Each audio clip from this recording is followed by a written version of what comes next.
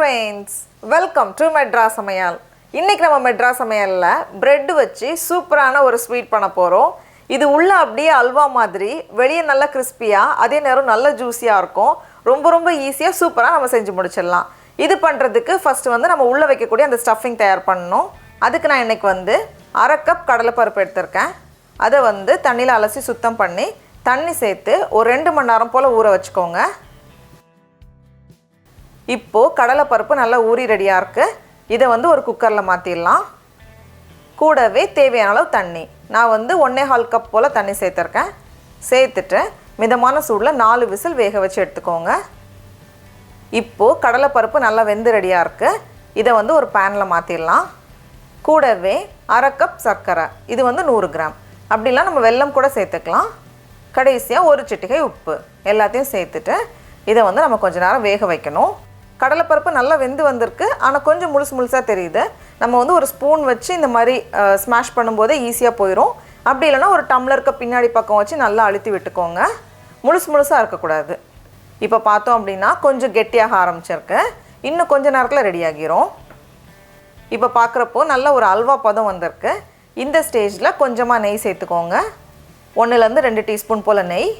கூடவே நல்ல வாசனைக்காக கொஞ்சம் ஏலக்காய் தூள் சேர்த்துட்டு நம்ம கலந்துட்டோம் அப்படினா சூப்பரா ரெடி ஆகிரும்.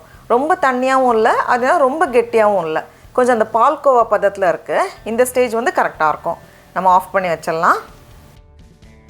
உள்ள வைக்கக்கூடிய ஸ்டஃபிங் ரெடியா இருக்கு. அடுத்து நம்ம வந்து ஒரு சர்க்கரை பாகு தயார் பண்ணனும். கொஞ்சமா போதும். அதுக்கு ஒரு panல 1/2 கப் சர்க்கரை சேர்த்துக்கோங்க.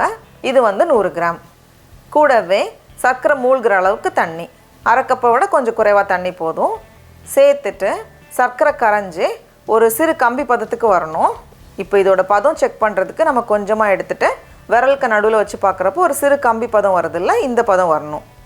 இந்த மாதிரி வந்ததும் நம்ம ஸ்டவ் ஆஃப் பண்ணிட்டு இதுல வாசனைக்காக கொஞ்சம் ஏலக்காய் தூள் சேர்த்துட்டு மாத்தி வச்சிடலாம். இப்போ அடுத்து நம்ம வந்து பிரெட் ரெடி பண்ணனும். நான் இன்னைக்கு வந்து 10 ஸ்லைஸ் பிரெட் எடுத்துர்க்கேன்.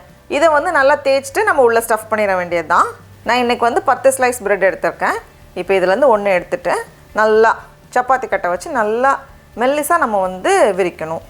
அப்பதான் வந்து எண்ணெய் குடிக்காம நல்ல கிறிஸ்பியா வரும்.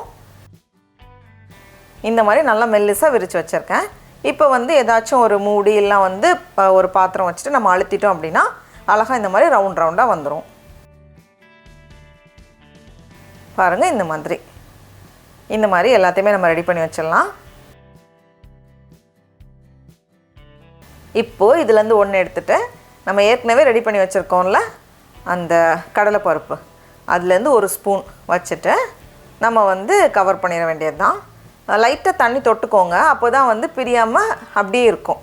அதனால ரொம்ப கொஞ்சமா தண்ணி தொட்டுட்டு அப்படியே அந்த ஓரங்கள் ஃபுல்லா தண்ணி லேசா வச்சிட்டு நம்ம மடிச்சிட்டோம் அப்படினா ஈஸியா இருக்கும், பிரியாது.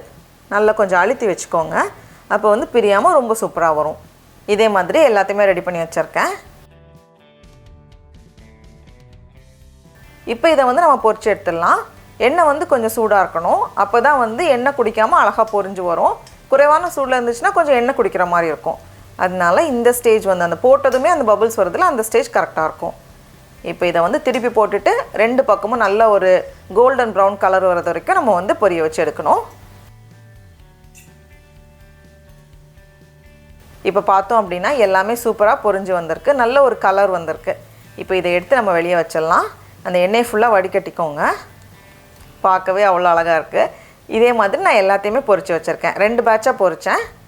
இப்போ இத வந்து நம்ம சும்மா சாப்பிடுறதுனால ஓகே தான். நல்லா கிறிஸ்பியா இருக்கும், ரொம்ப நல்லா இருக்கும்.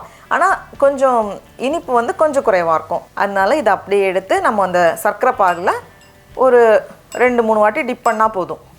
ரொம்ப நேரம் வைக்கணும்னு அவசியம் இல்ல. அதே மாதிரி மீதி இருக்கிற எல்லாத்தையும் ரெடி பண்ணிட்டோம் அப்படினா நம்மளோட சூப்பரான பிரெட் ஸ்வீட் ரெடி ஆகிரும். பார்க்கவே அவ்வளவு அழகா இருக்கு. இத நான் வந்து அப்படியே பிச்சு காமிக்கிறேன் பாருங்க. அவ்வளவு நல்லா இருக்கு. உள்ள வந்து அப்படியே ஒரு அல்வா சாப்பிட்ட ஃபீல் இருக்கும். டடா! நம்மளோட சூப்பரான பிரெட்ல பண்ண ஸ்வீட் ரெடியா இருக்கு. இப்போ நம்ம டேஸ்ட் பண்ணி பார்க்கலாமா?